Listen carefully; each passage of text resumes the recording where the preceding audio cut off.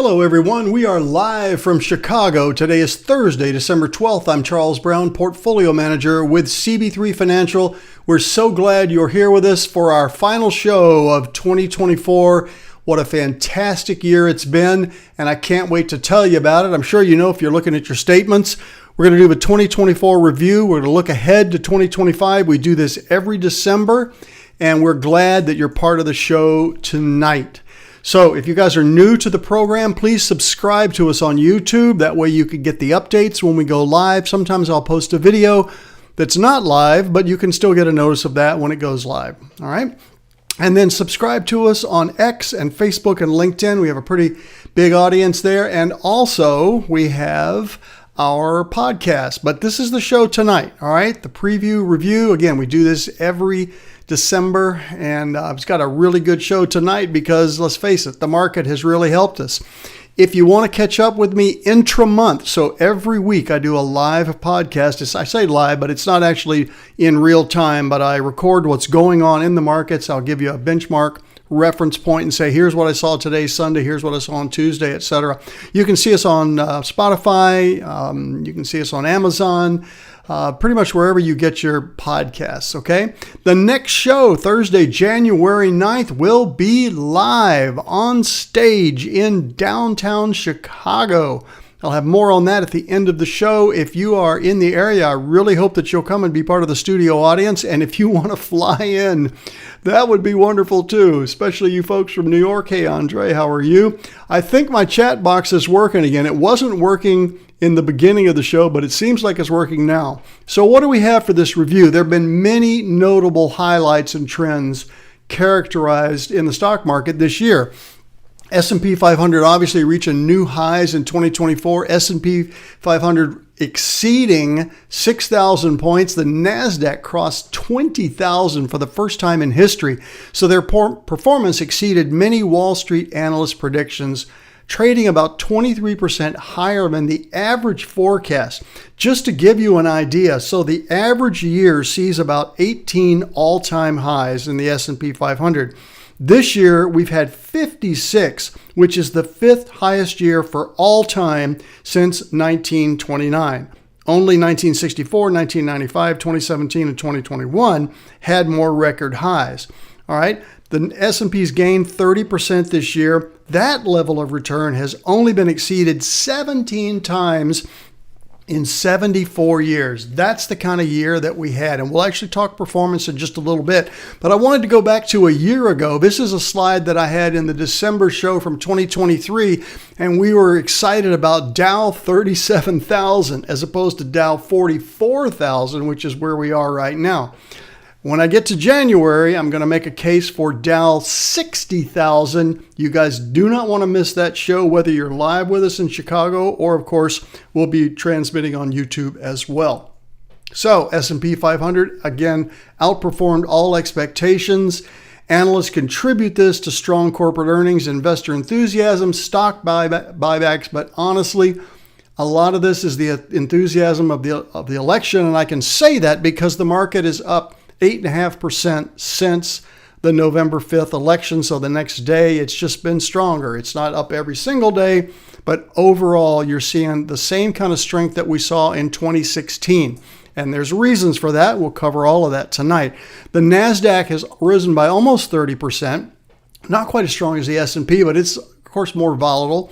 And it's reflecting the performance of the tech-heavy indices, right? So the rally's been concentrated in these mega cap stocks. You know them: Amazon, Google, Tesla, many, many others, right? And Microsoft, obviously. But later in the year, and this is the important thing I want to bring out to you, we're seeing broader participation. So you can't really have a long-term bear market without the entire market participating. And in fact, usually that's what happens is when the last few sectors, and that would probably be real estate and utilities, finally get on there and start setting new records, all the buyers that were going to come to the market have come to the market. And that's when things turn around. We are not even close to that because we do not have full breadth participation just yet. Okay. So I know there's a lot of squiggles on this chart. All you care about are the top two, okay? Communication services is the #1 performer and information technology. They've outperformed every other sector, so that mash of color down at the bottom doesn't really matter. We are concentrating our investments in those sectors.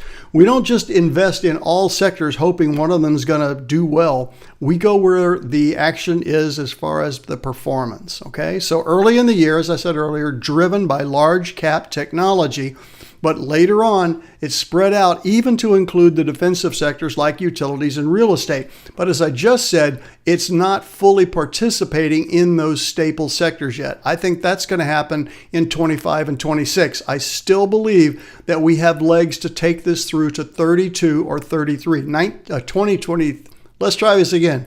2032 and 2033, okay? Getting my centuries mixed up. All right, smaller caps gained momentum by the latter part of the year because they benefit more than anything else from Fed rate cuts. Now, even though the industrial sector, and it's one of the leading growth sectors right there with consumer, discretionary, and technology and communication services, it's not quite as meteoric as NVIDIA, for instance, but it still is doing very well. So 37 of the 78 stocks in the S&P 500 reached all-time highs this year. And the broader S&P 500, 130 stocks have hit all-time highs. So it's years like this when you really have to be fully invested.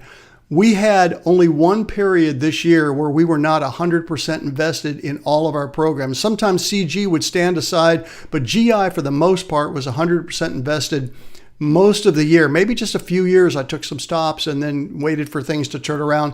DS never left being fully invested the entire year. And I think we're going to see that heading into the new year. Now, what happens at the end of January after the January effect, I don't know, but we'll be watching that, of course.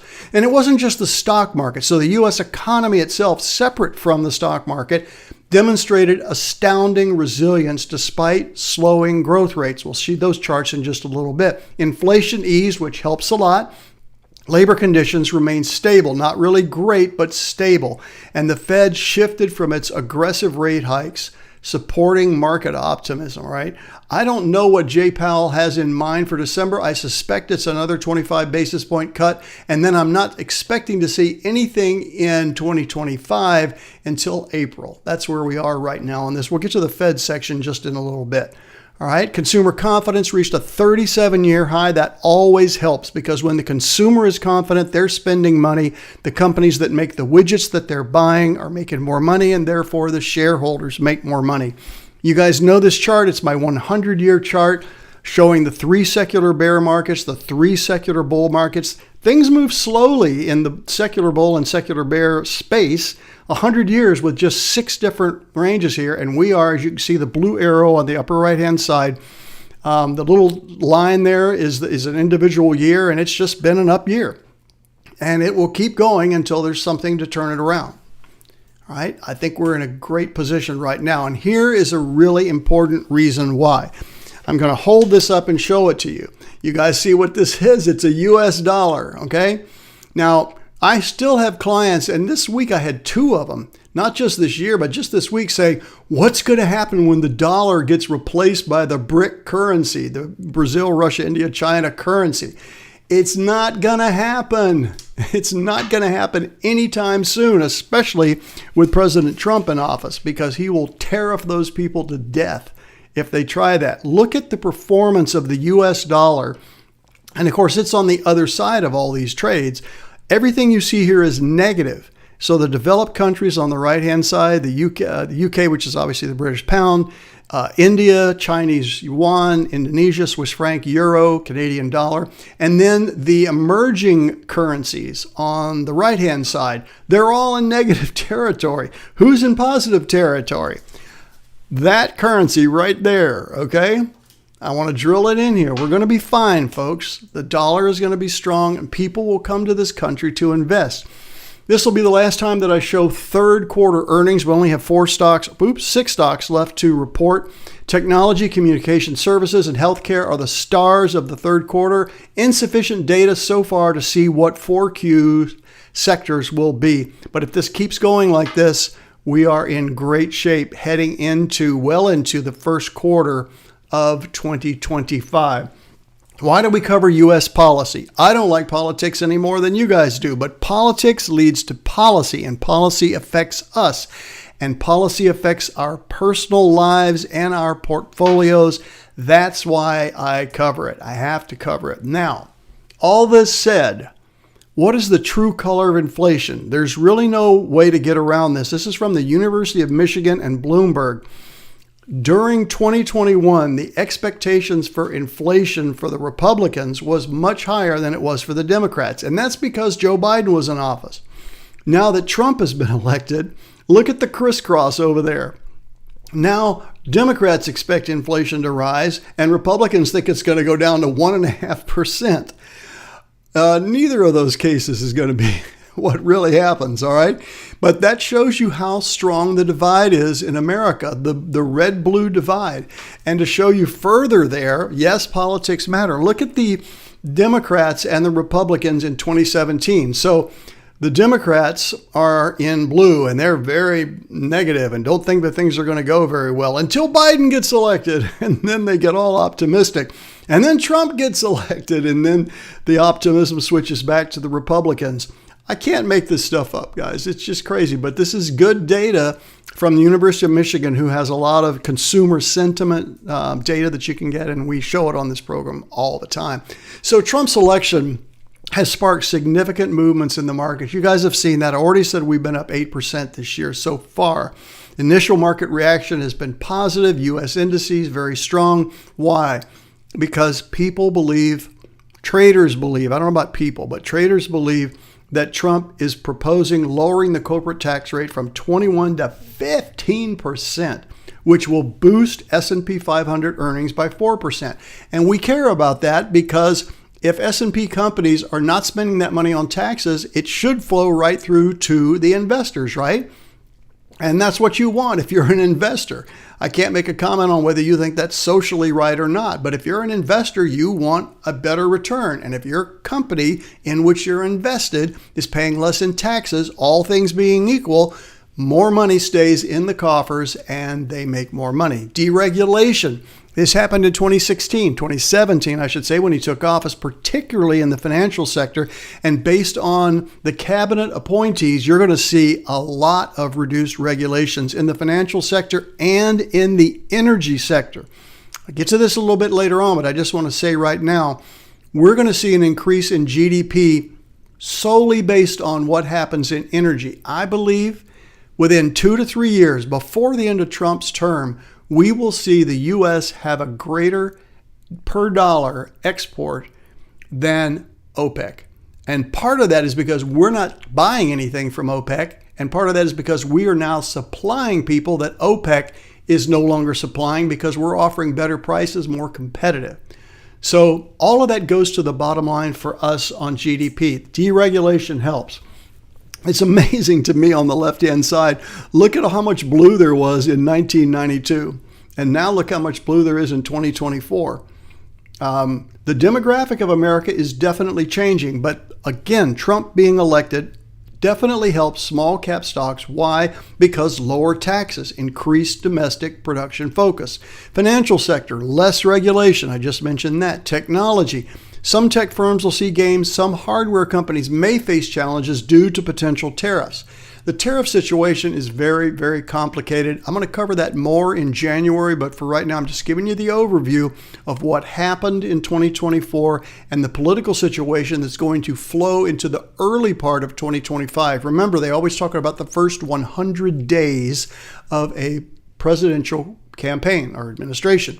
So that means in the first 3.5 months, a lot's got to happen to really give the public an idea of what the direction is going to be. And I think that will happen. The US dollar has strengthened, and I believe will continue to do so with fewer Fed rate cuts. Obviously, when the Fed cuts rates, it doesn't help the dollar, right?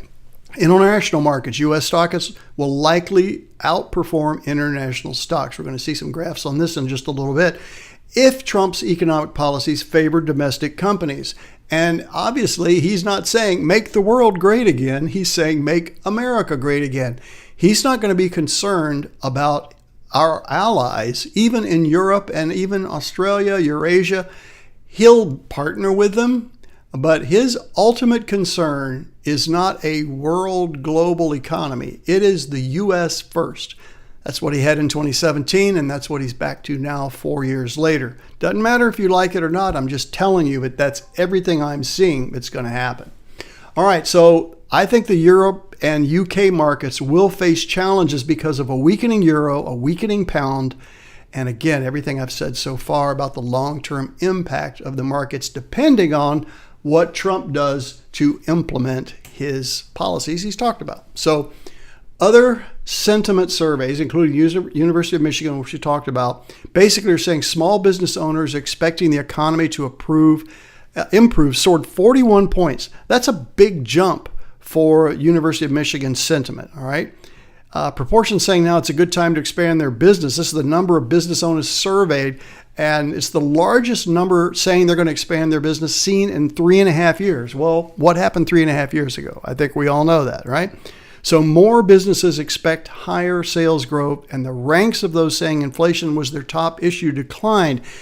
If small business thinks that inflation is declining, that makes them go to the drawing board in their board meetings and say, all right, it's time to expand. It's time to hire. It's time to buy production equipment. We're going to expand into this market. We've got a government now, an administration that is tax friendly to us. Let's get this thing going. And if that happens hundreds and hundreds and thousands of times all over America, then it's a great thing. So in summary, the Trump return presidency here is, I think, going to bring significant change to American policy and governance. I think it's important. He's pledged to implement substantial tax cuts. I mentioned those earlier, extending the 2017 Tax Cuts and Job Act, which are set to expire in 2025, eliminating the tax on tipped wages. I thought it was really interesting that both campaigns were claiming that was their idea, but here we go. Let's see if they actually do that. And then, of course, eliminating taxes on Social Security, that benefits millions of people, all right? How do we do this and not create a further deficit? By the aforementioned GDP increase from energy exports. We had no energy exports the last 3.5 years, right? We were still buying from Venezuela when we had production right here we could have used, but we didn't. So that's going to change now, big time. Trump's also promised, obviously, this mass deportation. We'll see if what he's threatened here really happens, but that's going to affect us and our money depending on what happens in South America, all right? There are all kinds of things, as Andre just typed this in. What about Argentinian investments? This is the second client today that's had me talk about or had a question about Argentinian investments. We have an Argentinian, I guess that's right, Argentinian, right? ETF, exchange traded fund that we are using in some client portfolios. Right now they're discretionary. It's not part of the CG program, but we are looking at that.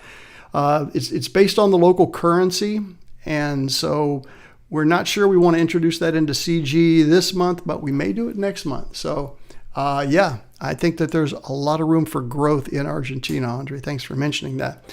This has got to be the biggest news. If you haven't taken this in, look at it on the screen, okay? Just look at it.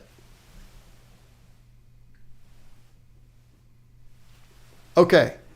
Yes, you read this right. President Trump has invited China's Xi Jinping to attend the inauguration and sit with him, within a row or so of him. It makes you wonder if he's going to invite Putin and Kim Jong-un from North Korea. There's just no precedent for any of this. And as a portfolio manager, we just kind of roll our eyes and go, what's going to happen next? It is the news sources that I had, and we have a bunch of new news sources, which I will talk about in January. Very excited about the cutting edge, late breaking news that we're able to get now from literally all over the globe with a new vendor. I'll tell you about that again in January.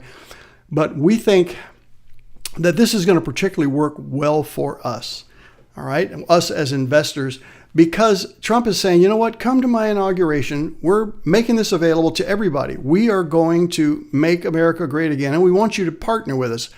Whether you were an enemy or whether you were a friend, we can just set those classifications aside. If you want to be part of this movement to take the world to the next growth level, we want to talk to you. If you're just going to be antagonistic, we don't want to talk to you. And what better way to do that than to invite your traditional enemies to your inauguration? All right, crazy. All right, here he is, Anwar. After 50 years of just ruthless reign, he finally got run out of town, and he went to Russia, where I guess all good thugs go to find harbor. 90% of his people live in poverty. All right, this is from The Guardian. And Assad, his family, just kind of add up how many people this is. $2.4 billion annually selling drugs. And it's going into his private coffers, while 90% of his people live in poverty. It's just astounding to me. Absolutely astounding. The people poured into the street, screaming freedom. It's just kind of emotional to even just think that there are people in this world that are living this oppressed. 6 decades of the Assad family rule, and now it's gone. So finally, the refugees are coming back home. So what does this mean as far as our relationship? It's pretty important, actually. It's a significant financial event, too. Obviously, there's the people side of this, but you guys know I'm your portfolio manager. That's what I focus on this program. So the fall of Assad represents a significant setback for Russia and Iran, 2 of our key adversaries in the region. So their oppressive, overbearing control of their people in Russia and Iran got a setback because they see that people can overtake that. Now, it would be a lot tougher to overtake Iran and Russia. Syria is a much smaller country. But I think it's going to diminish their influence and military presence in Syria, and that's been a big source of concern. Obviously, the markets are free to do better when they don't have geopolitical risk built in. When Israel and, what was October 23rd, whatever it was, 2 years ago, when that happened, the markets were down and volatile for a couple days and then came back and said, well, I guess here we are at war again. But markets do not like uncertainty. So it's great that we are seeing a situation where these adversaries of the U.S. are getting weakened, all right? The shift in his policy will be a focus on counterterrorism. Despite this inclination to withdraw, I don't think they're going to withdraw from Syria. They're already bombing ISIS. Those are U.S. planes this past week that are bombing ISIS, all right? I think you're going to see Sentinel-1, and we had a Sentinel-1 executive on here just the last month or so, a couple months ago, I think. And large-scale security firms are going to be good investments as this international internet security becomes even more of a significant concern. So in addition, we're watching all this defense-oriented stocks for buying opportunities. There's always something that's in favor in the stock market, unless nothing's in favor and you're in a secular bull market. Secular bear market. But that is not the case. We are in a secular bull market, not a secular bear market. So money rotates from one sector to another, and it's our job as your portfolio manager to find when that's happening as quickly as possible. Some of that is news driven, some of that is technically driven, and we are continuing to enhance our tool set to be able to find that for you. As you will see in a few slides, CG is up almost 1,000 basis points versus the S&P 500, but we still want to get better, all right? We still want to get better. So the Fed, I'm going to take a little voice throat today, so I'm going to take a breather here and let you guys type in the chat, and I'm going to get a sip.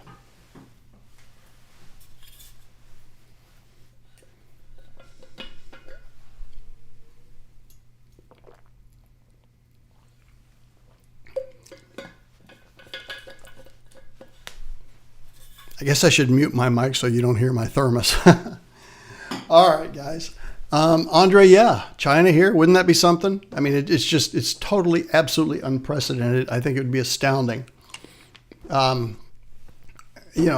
it extend to other enemies? Who knows? Yeah, you can't predict Trump. You just can't. Let freedom ring is exactly right. And that's what's going to be for the next few years, for sure. So the speed of Fed easing, this is a good chart. Again, one of my new sources here, really excited about this. So look at the white dashed line. That's where we are now. The white line, the solid line, just goes for a few months because we just barely started the cycle of rate reductions. Okay, we've had rate increases, And look how long it took in June of 1989. It took 38 months to get back to normalcy. I don't think it's going to take that long here this year. But we'll be watching all of this. Obviously, the lower the interest rates, the more favorable the investing environment, the better environment it is for small cap stocks, as I've said already. So Fed funds rate, you guys remember 80, 81. This is when Reagan came into office, Carter left. It seems hard to believe. We had an interest rate of 19% in the Fed funds, 19%. That means you could get CDs that were paying 16, all right? But also meant that you had mortgages which were just jaw-dropping. You know, like 96% of your, or 98% of your payment was going to interest back then because the interest rates were so high.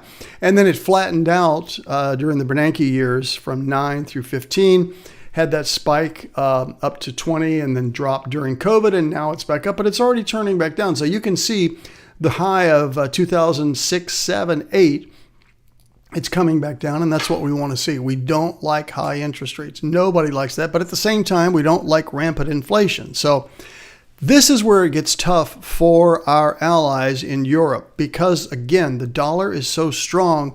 The Eurozone consumer confidence remains low. Their confidence is much, much lower than the American consumer's confidence because of all the reasons I've mentioned so far. The Europeans realize that if their currency is weaker and they still want to export to the U.S., they're going to get less for their goods because they're going to be moving over here and the dollar is going to have a stronger value. So this is what's in play for us this year, especially as we watch the strength of the dollar. So what are the benefits of the Fed's current policy? So this gradual return to more historically normal interest rates over the next few years. And historically normal does not necessarily mean 2.5%. I mean, I loved my 2 5/8 mortgage when I was in Nashville, but it's not that here.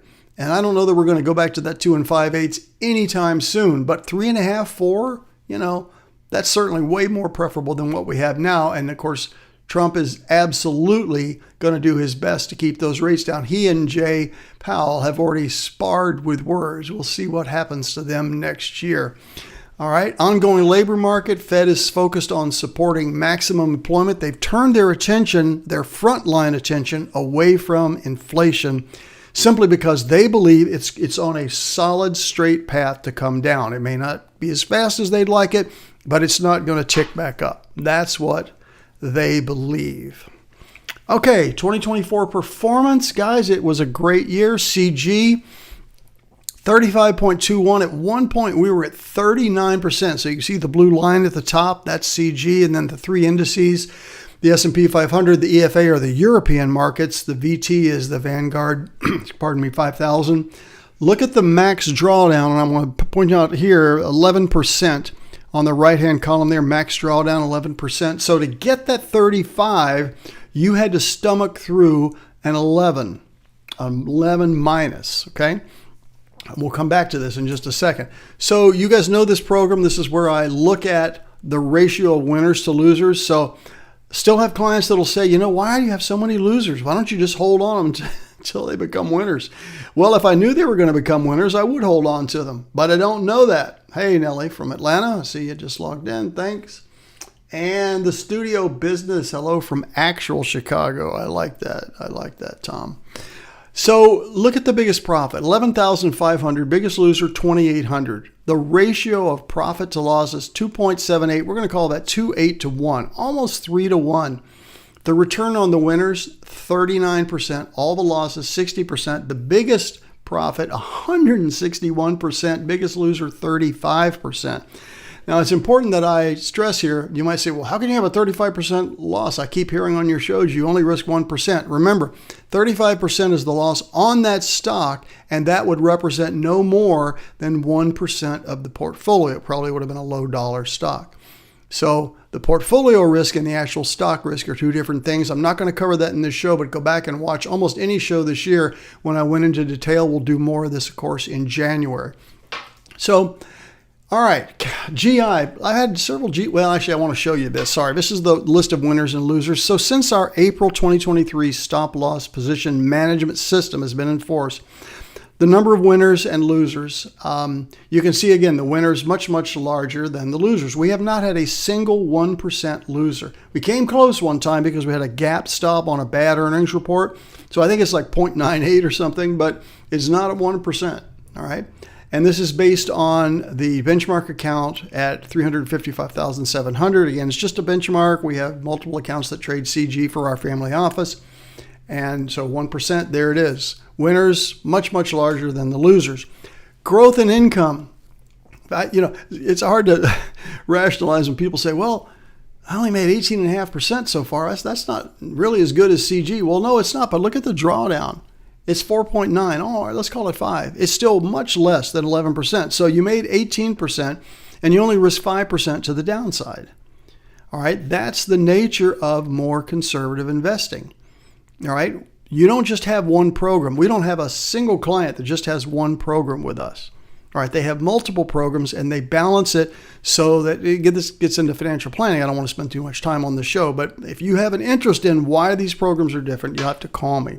All right, and I'll be glad to talk to you about it. But just look at the ratio of winners down there. So VST, BLNDX, TRGP, the contribution to the return for the year, 3.1%, 2.45, 1.59. And look at the losers. I mean, none of them's even close to 1%. All right. Discretionary strategies. This has been a great year for that too. There's no question. You can see the blue line at the top, 38% on the year. But look at the drawdown. 15.5%. All right. You think that's bad? Wait till the next slide. All right. But to get that, it's still worth it if you're willing to hold on to this. You don't need this money and you're holding on for the long term. I mean, it's just a really, really strong program for this. And this is the 7.5-year track record, just under 400%. Look at the blue line. The rest of the market's not even close to it. But the drawdown, 44%. If you invested in Jan 2022, you could have lost half your money, almost half your money. That's where the worst drawdown is.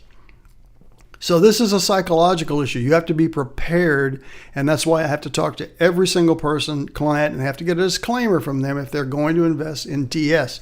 Most client, not quite most, many of our clients, okay, have a mixture of all three. I think by the end of this year, most of them will be way over 50% by the end of, not this year, but 2025.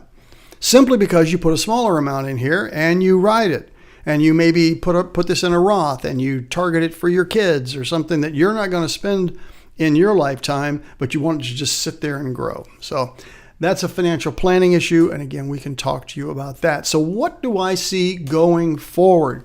This is an interesting chart. Again, one of my new services here. I'm excited about this. So you would think in the middle is the mean, right, of all the returns in the market. Well, gee, why are there so many bars to the left of the mean? And that's because most of the time the market goes up. It's just those times that go down that get everybody's attention and bring everybody full of anxiety. All right. But this is just showing you the bell curve. Most investors, and you'll see this on the last slide in this section, just think the market can't possibly keep going up. Well, there is the distribution into positive territory, and it's in our favor. Global GDP peaked in 2021. Obviously, that was COVID recovery. And you can see it's just kind of flatlining. However, look at this, and I'm going to come back to camera here, guys. I think that this is underestimating the effect of energy exports. Based on the data that I've seen, and I'm going to be studying this like a hawk in 2025, how much, if we export say 8% or 10% more energy than we have this year, which is a pretty easy benchmark to hit. Could be 20%, but let's just say 8 to 10. How much does that actually add to GDP? Those companies, those oil companies that are selling, and the middle pipeline people that are producing, all the people that are involved that are producing this oil that's getting on a barge and heading overseas or Mexico or Canada or wherever, but more than likely overseas. All right. If that is strong, you're going to see these all get revised, and they should. They should. So global employment by sector, notice that the services industry, we are definitely a service economy. Agriculture continues to drop since 1985, and it's really been dropping since the 60s. Industry stays about equal here, and that's because so many jobs have been moved overseas. And again, Trump is saying, no, we're going to bring these back. He's got a lot on his plate to do, but he wants to accomplish in 4 years. We will see if that happens. But the service sector is still the biggest part and growing part, nearly 50% of our entire economy. Unlike the rest of the world, we're a high-income country. We're in orange down there, but the global population of the world is working longer. Why? Because they haven't saved, and because they didn't earn enough money, and they didn't work extra jobs to make themselves be financially independent. So they're working longer and longer and longer, and you're keeping younger people out of the workforce, which creates higher unemployment. That's not a problem here in the US. That is definitely a problem in Europe and Asia. And that is why I am so pro-America right now as far as where we're investing. We do have investments overseas, but I am very, very picky about where we invest.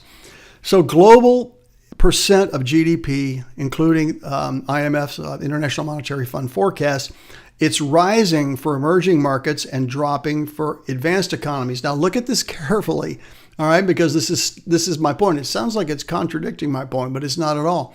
Less and less dollars need to be invested here because there's so much more industry here.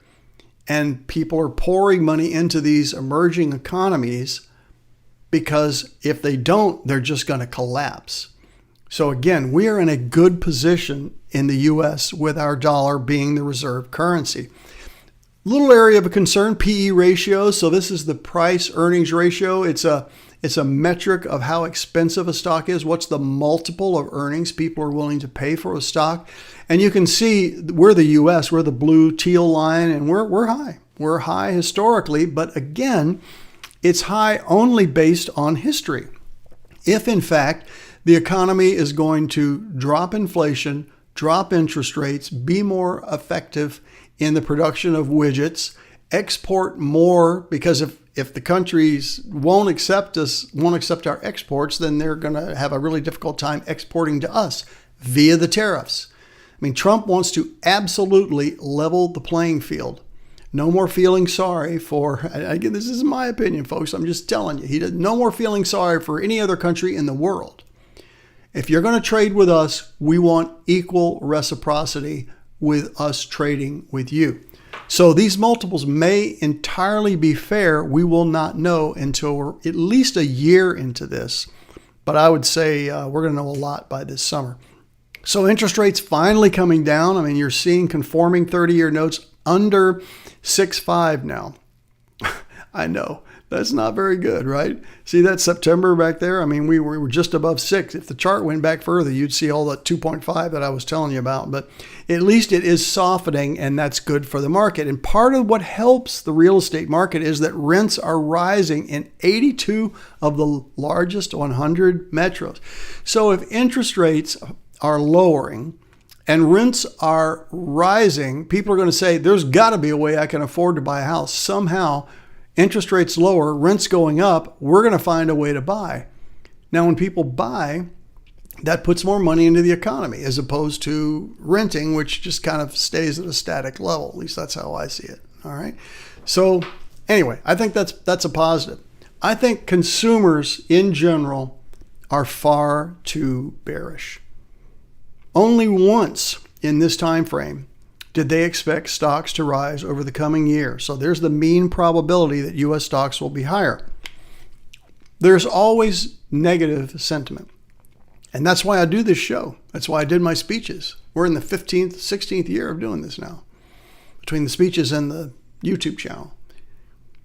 People listen to what is happening in the corporate media, and they believe it, and they say, I talked to a financial advisor the other day. I had lunch with him. I'm actually, my IRA is pretty conservative. I'm going, what are you talking about? We're up 37%. He said, I know. I just can't do that. Well, yeah, you can. At any rate, I just stumble over this because I don't know why people can't read the charts here. So I've shown you all this data, and I'm closing this section on U.S. consumers being far too bearish about what's coming up. I could be wrong, but I am not positioned bearish or even conservative right now. We're always positioned prudently in GI and growth-oriented in CG and aggressively in DS. Too many program names. The reality is we can adjust in a split second if we need to. The stop orders are on the floor. I could reverse intraday. I've done this before. We don't just sit there and get whacked. Why? We have the 1% loss rule, which I've mentioned to you many times. So, all right, there you have it. That is the summary on that. So, as we wind down the year, I like to reflect back on maybe what's the most important thing, and you could argue it's love, but I would say it's hope. And one of the things that I try to communicate to you is hope that things can always be better. Now, I said to you that I was beating the S&P 500 in CG, which means you're beating the S&P 500 in CG by 1,000 basis points. Charlie Munger, 3.5 weeks before he died, told Aaron on CNBC, I wish I'd become a trillionaire. And she said, why? What are you talking about? Why would you care about that? Because I could have been better.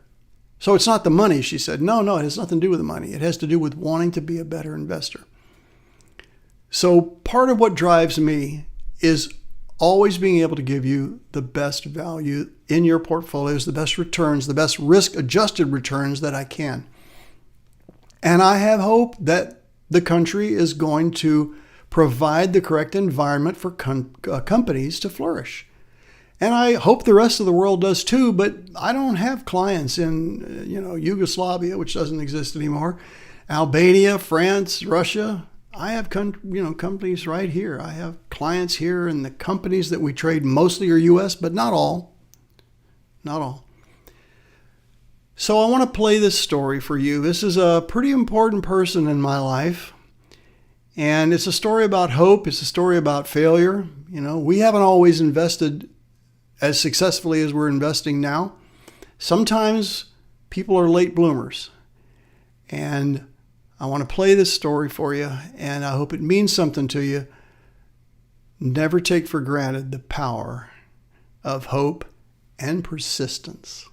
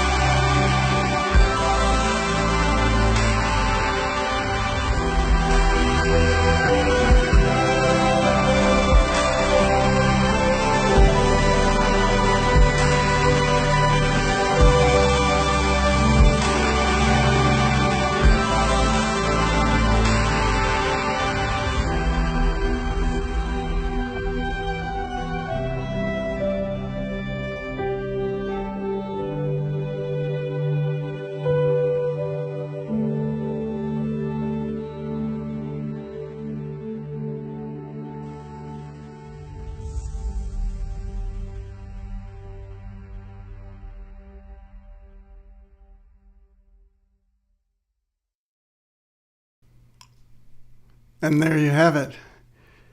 Rumor is that one of the bullies on the playground, when he was a little bit older, was criticizing him and saying, "You're never going to amount to anything. You will work for peanuts your whole life."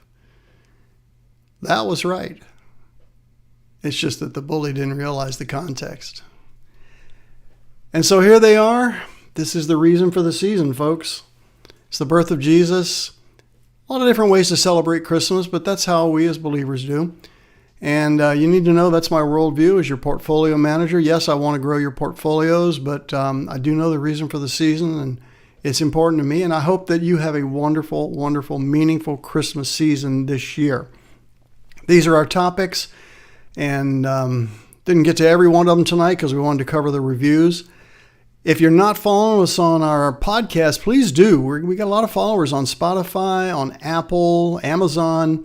It's only audio, and you're short, not like 45 minutes here. But follow us there. Keep up with us. Next show, January 9th, all right? It will be live on stage in Chicago. There it is. We'll have more details in an email update to you. And we will end, rather than the second book that we used to quote from all the time. So may the God of hope fill you with all joy and peace as you trust in him. Romans 15:13. Guys, it's been my privilege to offer these to you this year, as it is every year. I hope that Santa's good to you. I hope that your family is a wonderful blessing for you this Christmas season. We have some clients who've lost loved ones last year and this year, and that's always difficult. But it is a season of hope. We wouldn't be here without you. Yes, I do trade on my own, but the privilege to serve you is something I never take for granted. And as we wrap up the year, I want to just tell you that. Love you guys. So privileged to be your portfolio manager and confidant. Those of you in Chicago, every one of our clients got an invitation to our first open house in 2 days.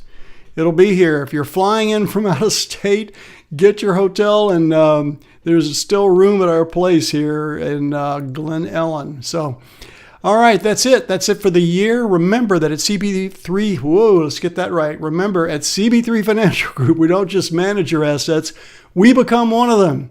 We do have some fun in the process. We do have some education in the process, and we will be here next month for you live.